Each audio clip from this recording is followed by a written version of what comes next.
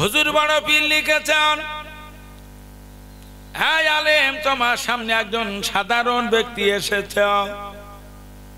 লোকটাকে দেখে তুমি মনে মনে ভাবো লোকটা তো সাধারণ ব্যক্তি, তুমি তো কোরআন হাদিস পড়ে আসো, লোকটা তো আলেমের কথা শুনে হয়তো তোমার চেয়ে ভালো আমলে আছে। হ্যাঁ আলেম, তুমি মনে মনে ভাবো ওই লোকটার চেয়ে আমি নগণ্য। হুজুর বড় পীর লিখেছেন, তোমার সামনে একজন বয়স্ক লোক এসেছে। বয়স্ক লোকটা দেখে তুমি মনে মনে ভাবো লোকটার বয়স বেশি, আমার বয়স কম। ওই লোকটা আমলে বেশি এগিয়ে আছে, বেশি ইবাদত করেছে, আমার বয়স কম, মানে আমার দ্বারা ইবাদত কম হয়েছে, ওই লোকটা আছি আমি নগণ্য। হুজুর বড় পীর লিখেছেন, তোমার সামনে একটা কম বয়সে ছেলে এসেছে। এই ছেলেটাকে দেখি তুমি মনে মনে ভাবো ওই ছেলেটার বয়স কম, আমার বয়স বেশি, আমার বয়স বেশি মানে আমার দ্বারা পাপের কাজ বেশি হয়েছে। এই ছেলেটার বয়স কম মানে ওর দ্বারা পাপ কম হয়েছে, ওই ছেলেটা আছে আমি নগণ্য। হুজুর বড় পীর এত দূর লিখেছেন, তোমার সামনে একটা বেদিন এসেছে, ধর্ম নাই, ঈমান নাই। লোকটাকে দেখে মনে মনে ভাবো লোকটা তো আজকে দিনের পথে নাই, আমি আজকে দিনের পথে আসি। ওই লোকটার মউত হয়তো দিনের উপরে হবে, আমার অহংকারের জন্য আমার মউতটা হয়তো বেদিনীর মউত হতে পারে, অতএব ওই লোকটা আছি আমি নগণ্য। আলহামদুলিল্লাহি নাহমাদুহু ওয়া নাস্তাঈনুহু ওয়া নাস্তাগফিরুহু ওয়া নু'মিনু বিহি ওয়া নাতাওয়াক্কালু আলাইহি ওয়া নাউযু বিল্লাহি মিন শুরুরি আনফুসিনা ওয়া মিন সাইয়্যাতি আ'মালিনা। من يهده الله فلا مضل له ومن يضلله فلا هادي له ونشهد أن لا إله إلا الله وحده لا شريك له ونشهد أن سيدنا ونبينا وحبيبنا ومولانا محمدا عبده ورسوله. أعوذ بالله من الشيطان الرجيم. إن الله وملائكته يصلون على النبي يا أيها الذين آمنوا صلوا عليه وسلموا تسليما. اللهم صل على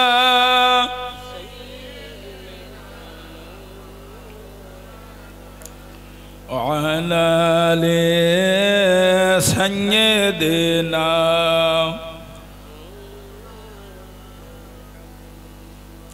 مشرق حب محمد مطلع دیوان ما مطلع خورشید یشقاش سینائی سوزان ما بلغ العلا بکماله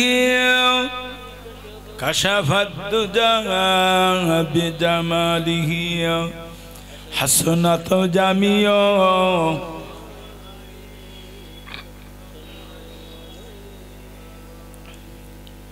سورت یوسف بیداری حکمتی لقمان ما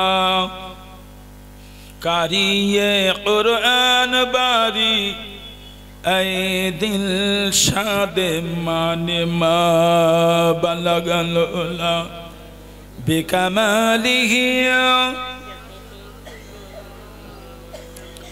حسنت جامیو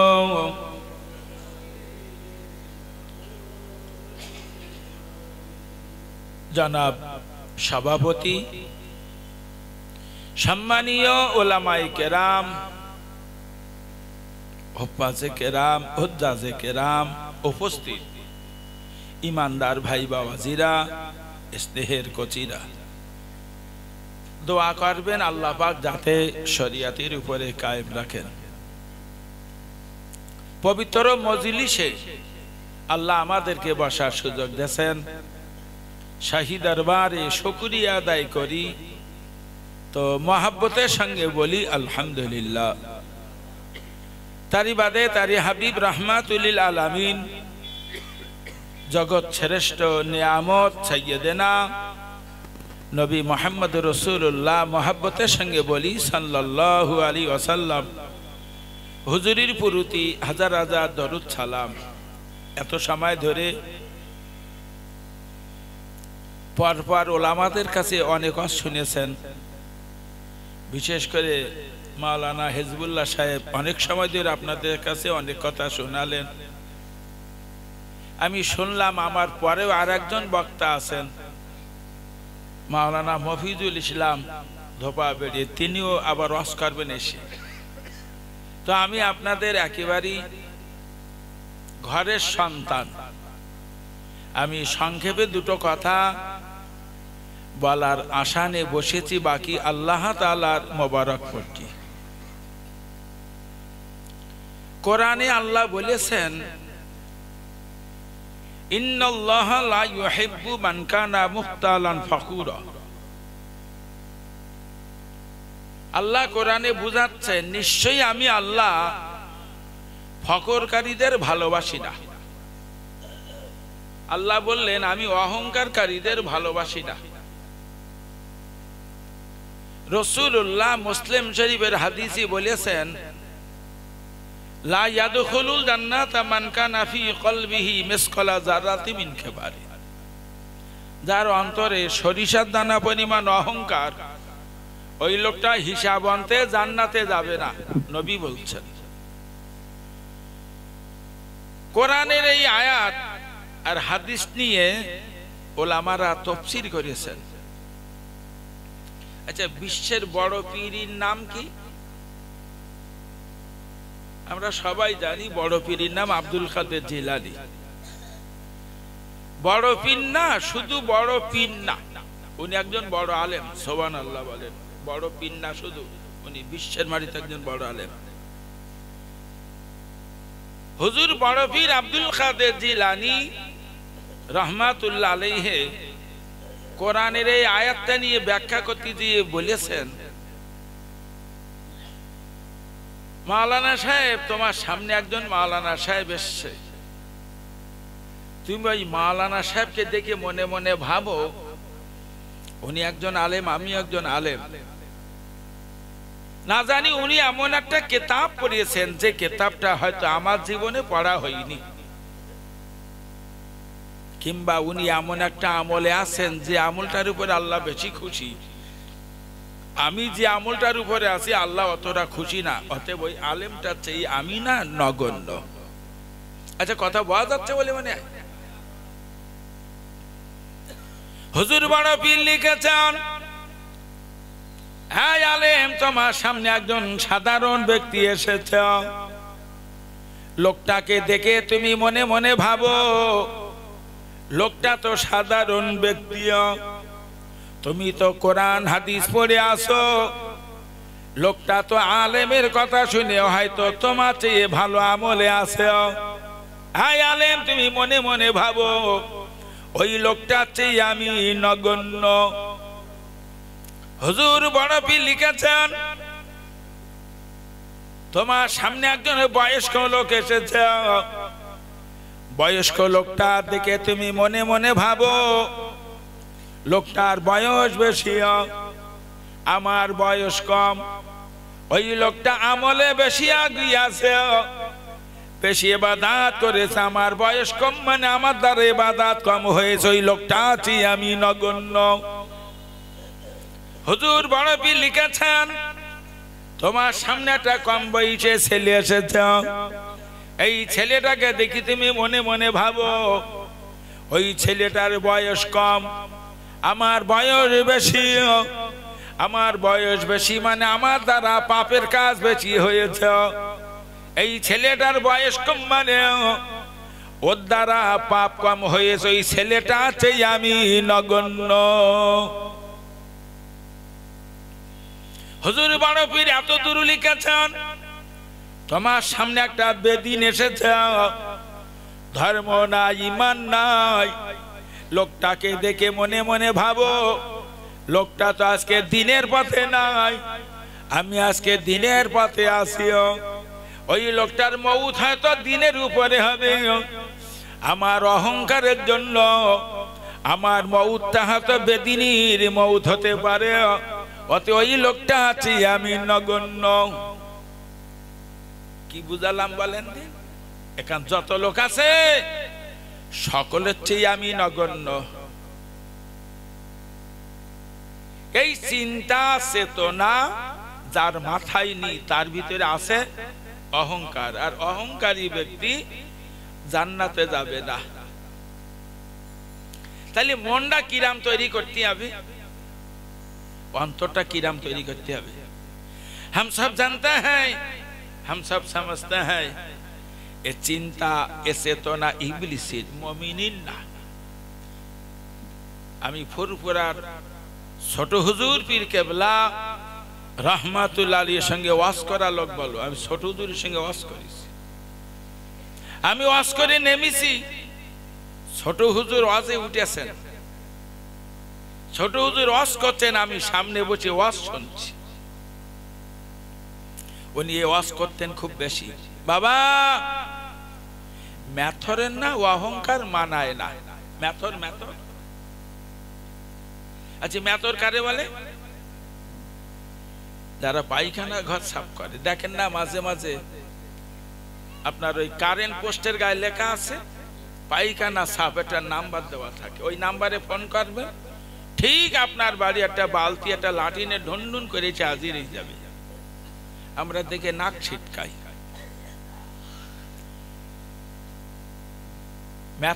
মেথর অহংকার করতে পারে না, ও পায়খানা সাফ করে। ফুরফুরা ছোট হুজুর পীর কেবলা রহমাতুল্লাহ আলাইহি বলতেন, বাবা আমরা সবাই এক একজন এক একটা মেথর, কারণ আমরা প্রতিদিন দুবার তিনবার কম করে হলেও একবার পায়খানা করি। ওই পায়খানাটা সে নিজে হাতে সাফ করে, ঠিক না বেটা? প্রধানমন্ত্রী কেন বলো, ও পায়খানা করে বসে থাকে একজনকে ধুইয়ে দেয়, তো কিছু বলেন না কেন? মুখ্যমন্ত্রী ও পায়খানা করে বসে থেকে একজনকে ধুইয়ে দেয়, যার হাজার হাজার কোটি টাকা আছে, ও বলো পায়খানা করে বসে থেকে আর একজন এক বদনা পানি নিয়ে ধোয় না? তুমি যত বড় শিক্ষিত হও, যত অর্থশালী হও, যত জ্ঞানী গুণী বুঝদার হও, তুমি একজন মেথর, তুমি প্রতিদিন পায়খানা করে নিজে হাতে সাফ করো, অতএব তুমি একজন মেথর। মুসলমান কোনদিন অহংকার করতে পারে না। আমার এই কওমের কিছু মানুষের ভিতরে অহংকার আছে। আমার মাথায় একটু বুদ্ধিশক্তি আছে ভাই, তো বলছি খড়মপুরওয়ালারা আমার যেভাবে ধরলো, যে কোনো লোক ছাড়িয়ে আসতে পারতো না, বলো শুধু মাথায় ঘেনু ছিল বলে আমি ওদের হাত থেকে ছাড়িয়ে আসতে পেরেছি। বোঝা যাচ্ছে নাকি? তাহলে কি দেখালাম আমি? আমার ঘেনুর অহংকার দেখালো। আমার মার বাঁচানোর কোনো রাস্তা ছিল না, শুধু টাকা ছিল বলে মার বাঁচাই আনিস ভ্যালু রাখতে। বোঝা যাচ্ছে নাকি? বলা যাবে বলে মনে হয়? ও মুসলমান ভাইজানেরা, শিক্ষার গরম, নানা অর্থের গরম, গার বলের গরম, কোনটা কিন্তু দেখানো যাবে না। অন্তরটা এমন হবে, সব কিছু আমার আল্লাহ করেছেন। রাসূলুল্লাহ মসজিদ নববীতে হযরত বেলালের আযান দেওয়ার আগে মসজিদে ঢুকে যেতেন। বেলাল এসে দেখতেন রাসূল বসে আছেন। হযরত ওমর ফারুক রাদিয়াল্লাহু তাআলা আনহুর বেটা নাম তার আব্দুল্লাহ, যুবক ছেলে, প্রতিদিন রাসূলুল্লাহর সঙ্গে মসজিদ নববীতে নবীর পাশে গিয়ে বসতেন। হযরত আব্দুল্লাহ ইবনে ওমর বলেন, মসজিদ নববীতে রাসূলের পাশে বসে আছি, বেলাল এসে আজান হেঁকে দিয়েছে, দলে দলে দলে দলে সাহাবীরা সব মসজিদ নববীতে এসে হাজির হচ্ছেন। ওযু কালাম করে আল্লাহ নবী বলে ফেললেন, ওগো আমার সাহাবীরা, ওই গেটটা দিয়ে যিনি এখনই মসজিদে ঢুকছেন উনি আমার আল্লাহর একজন জান্নাতি বান্দা। সুবহানাল্লাহ বলে। আচ্ছা ভাই, নবীর জবান দিয়ে বেরিয়ে গেছে আল্লাহর জান্নাতি বান্দা, মানে লোকটা নিশ্চিত জান্নাতি না? ওমরের ছেলে, যুবক ছেলে তো লাভ মেরে দাঁড়িয়ে দেখছে কার নসিব খুলে গেছে। দেখে মদিনার এক বৃদ্ধ সাহাবী।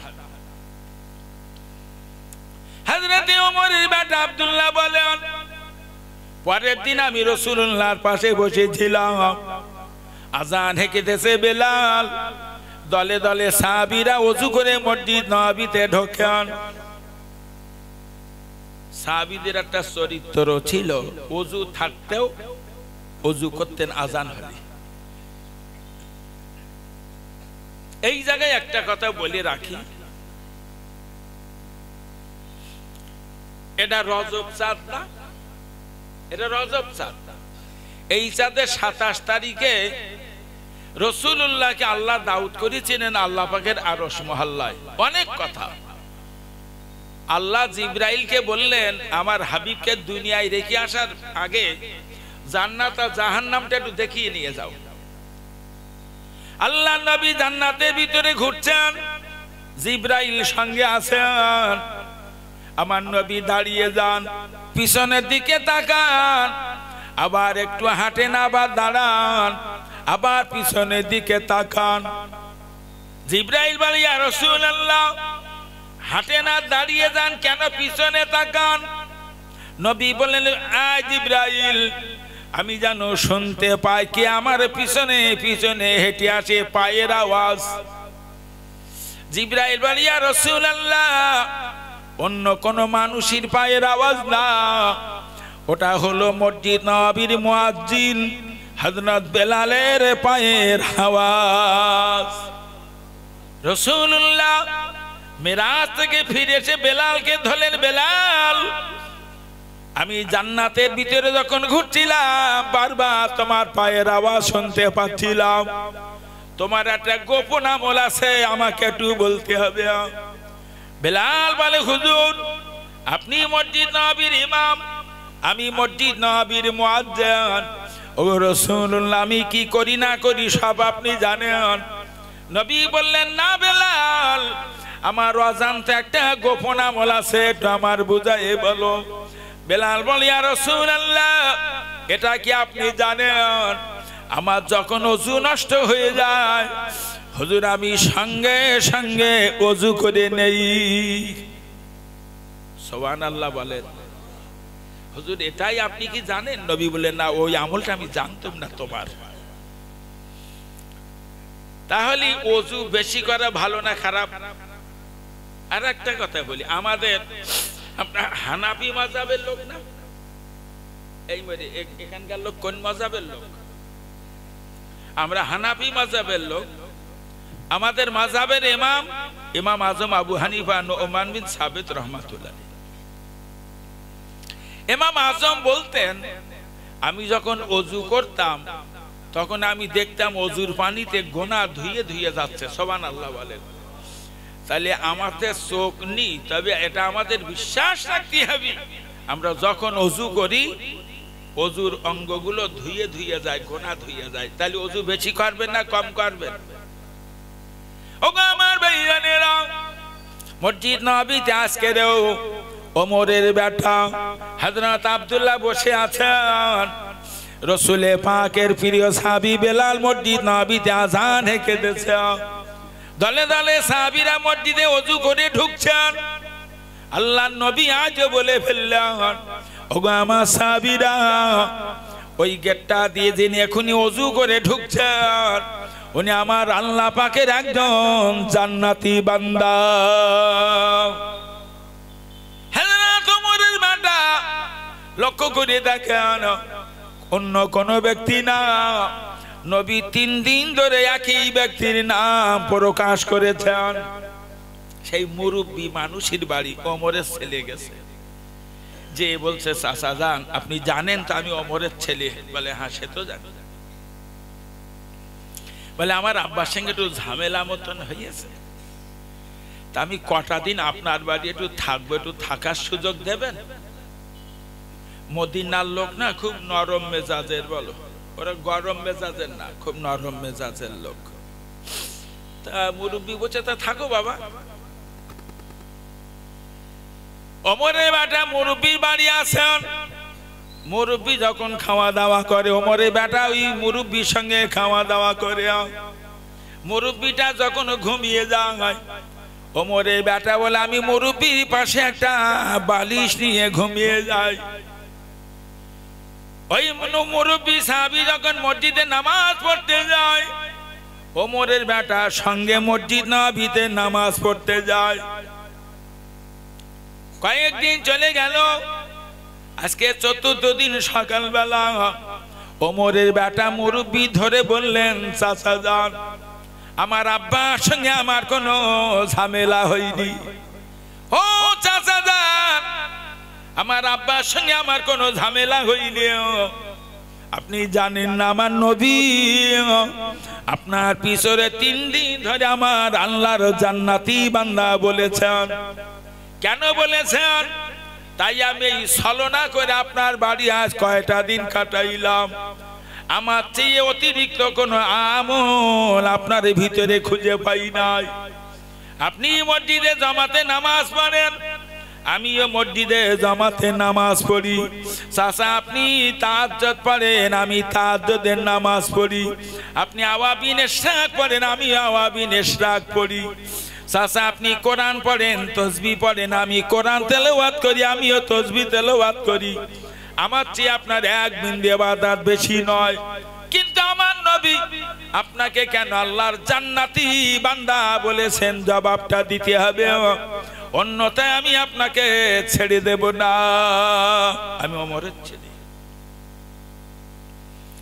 ওই মুরব্বী সাহাবী বলেন বাবা আব্দুল্লাহ তুমি যেটা দেখতে এসেছো সেটা তো তুমি খুঁজে পাবে না, সেটা হলো আমার অন্তর। বাবা আমি কাউকে কোনোদিন হিংসার নজরে দেখি নাই। এই আব্দুল্লাহ আমার এই খালেস অন্তরের খবর কেউ রাখে না, আল্লাহ ছাড়া। আল্লাহ বলেছেন ইন্নাল্লাহ আলিমুম বিযাতি সুদূর, নিশ্চয় আমি আল্লাহ প্রত্যেকের অন্তরের খবর রাখি। আমার আল্লাহ আমার অন্তরের খবরটা রাখে।